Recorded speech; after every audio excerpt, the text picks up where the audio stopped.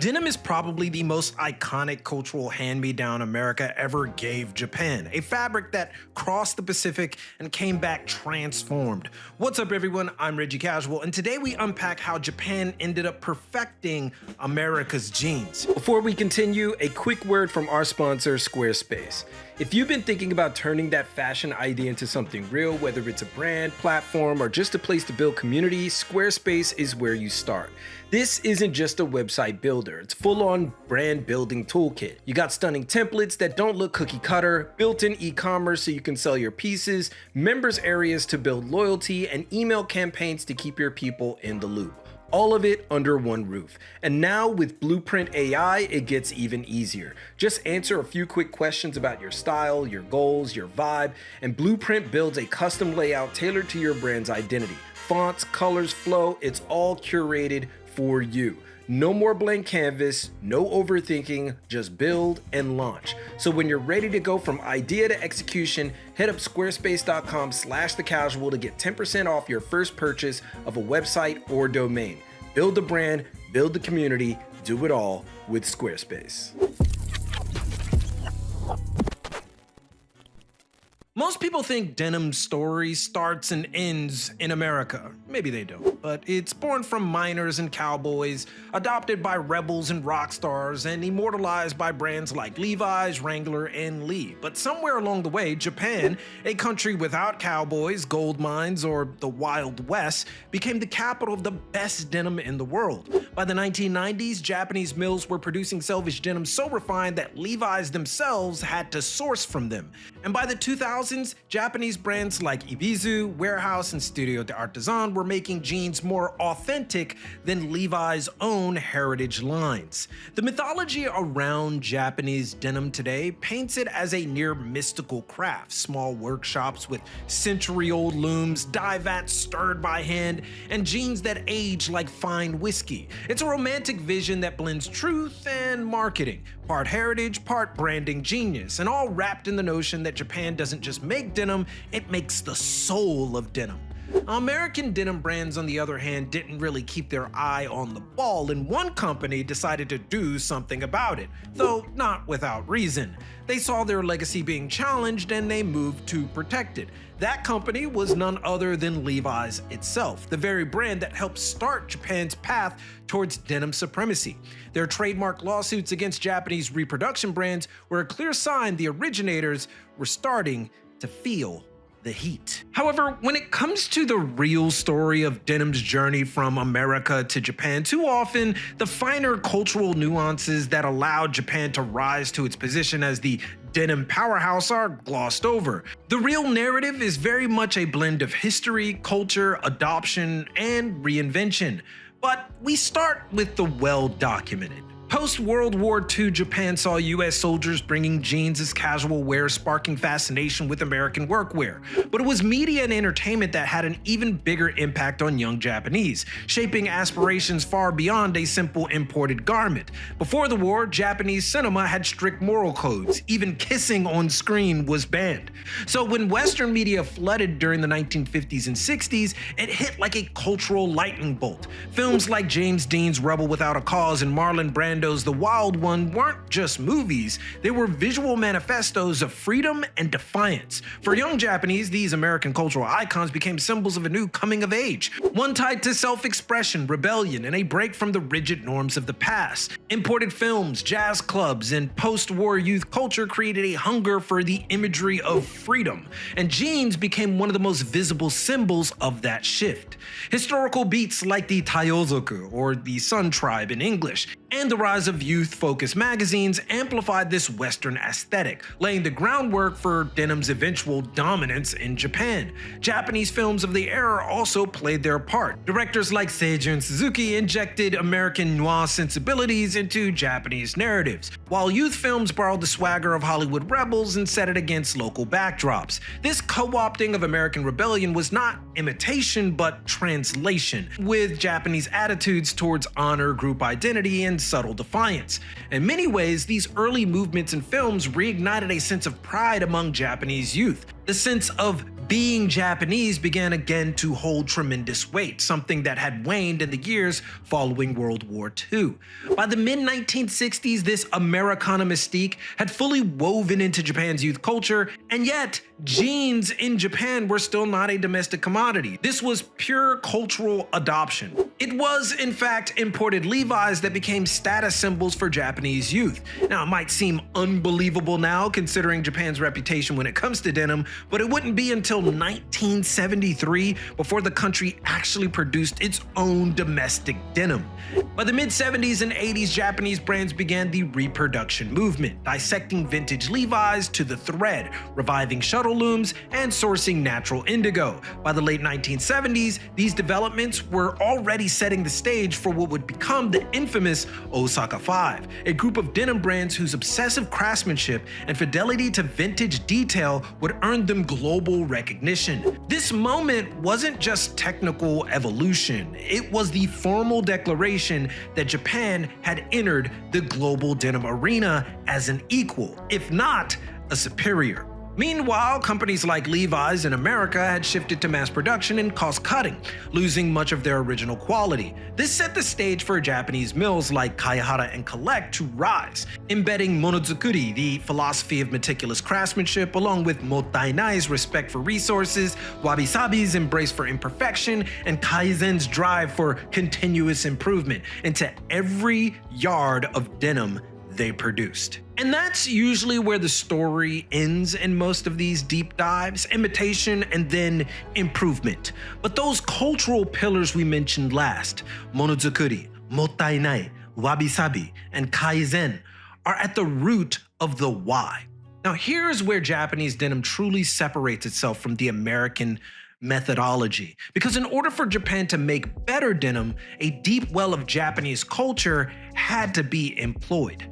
Monozukuri, for instance, meant never settling for imitation. You had to improve on the original. It's the ingrained belief that the act of making carries a moral responsibility to pursue perfection even while knowing you'll never actually get there. In practice, it means meticulous inspection at every stage from yarn to finished garment, with rejection rates that would shock mass producers. In fact, Japan's top mills often discard or rework up to 30% of the fabric that doesn't meet their internal standards, a data point that speaks to the uncompromising nature of this philosophy.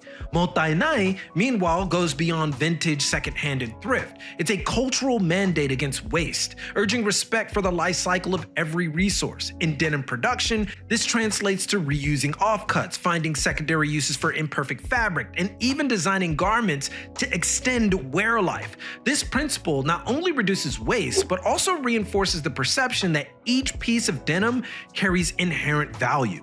Wabi-sabi, with its roots in 15th century Japanese aesthetics, brought a reverence for imperfection and impermanence into denim design. Fading, fraying, and natural wear were embraced as beauty, not flaws, a stark contrast to the American focus on uniform perfection. This mindset shaped both the look and the philosophy of Japanese denim, giving them a living character that deepened with time. And finally, Kaizen, the philosophy of continuous improvement, ensured that Japanese denim production never stood still. It wasn't enough to match vintage standards. Every run, every batch was a chance to refine. From loom calibration to dye chemistry, marginal gains were pursued relentlessly. Some mills even recorded measurable improvements in tensile strength and color fastness year over year, proof that the process itself was evolving in real time. Together, these principles have built a denim industry in Japan valued at hundreds of millions annually, with Japanese mills exporting to luxury brands worldwide. Today, over 80% of the world's highest-end raw selvage denim originates from Japan, a testament to how deeply these cultural values have reshaped what was once an American-born craft. And yet, identity plays a massive role here. America's cultural attitude towards denim followed a trajectory of expansion, mass market production, global scale, and volume as a proof of dominance. Japan's approach contracted: niche markets, obsessive detail, style and mastery as a proof of worth.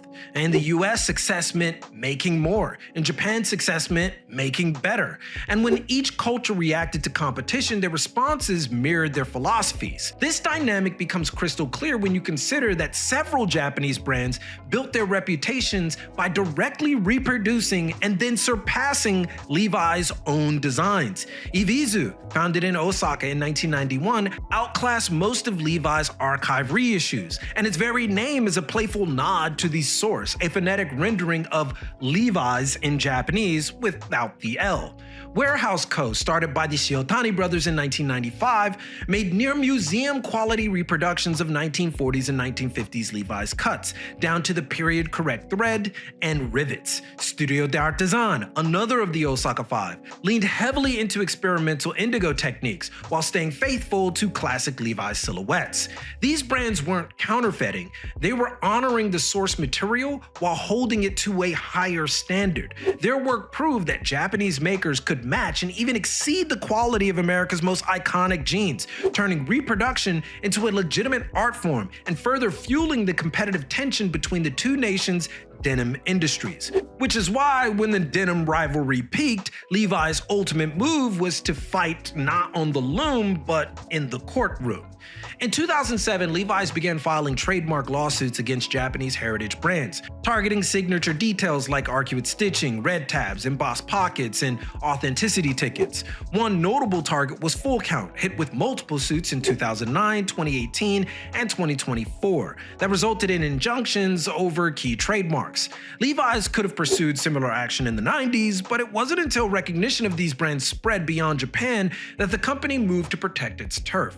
That's because the Levi's lawsuits weren't just about trademarks, it was about losing control of the narrative, with the added irony that it was Japan's appreciation for Levi's that set this cascade of events in motion. If Levi's had never started slacking on quality, Japan might never have picked up the slack, making the rivalry in many ways a byproduct of Levi's own legacy and neglect. When the company that literally invented jeans along with Jacob W. Davis, the very jeans a country like Japan went on to make better, must fight in court to protect its image, it signals a deeper loss: cultural dominance. The rub? These Japanese brands no longer need Levi's to validate them.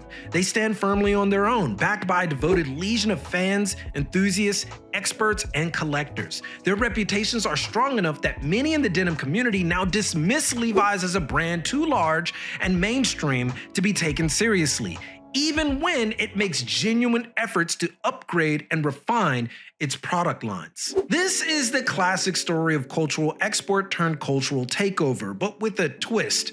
Like whiskey, cars, and cameras, all once dominated by America, they found themselves outdone by Japan. Denim followed the same arc. Nostalgia clung to the original country, while innovation and mastery flourished abroad. But anyone inside Japan's denim or Americana community will tell you this: it wasn't about blind copying, it was about deep appreciation, the kind that honors by refining. Because the truest test of respect for an original is not preserving it in amber, but evolving it into something stronger. Brands like Ibizu, Warehouse, Full Count, Studio d'Artisan, Samurai, and others aim for near-perfect recreations of early Levi's, selvage ID, rivets, pocket flashers, yet often matched or exceeded the originals in quality. That very refinement, born from respect, is what pushed Japanese denim to the forefront.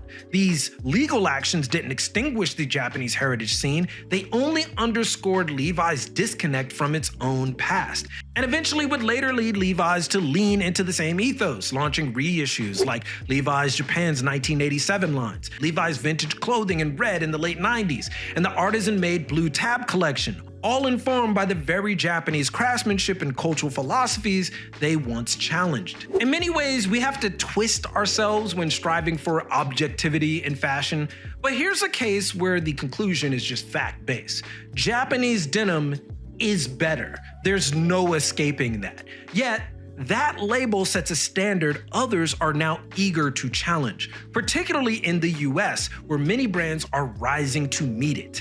That's a testament to both Japan and America's legacies. But it should be noted that if you're wearing raw selvage denim today, odds are it came from a Japanese loom, even if that patch still says San Francisco. But what do you think?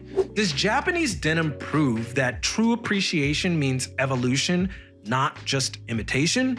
Let it be known in the comments. For more on how cultural values reshape fashion staples far beyond denim, join us on Patreon for the extended breakdown. And be sure to like, sub, and turn on notifications if you found this content valuable or entertaining to you. But most importantly, keep it locked right here for all of your info on international fashion culture and business from Tokyo, and keep it casual. Yoroshiku onegai shimasu. And I will see you all in a minute.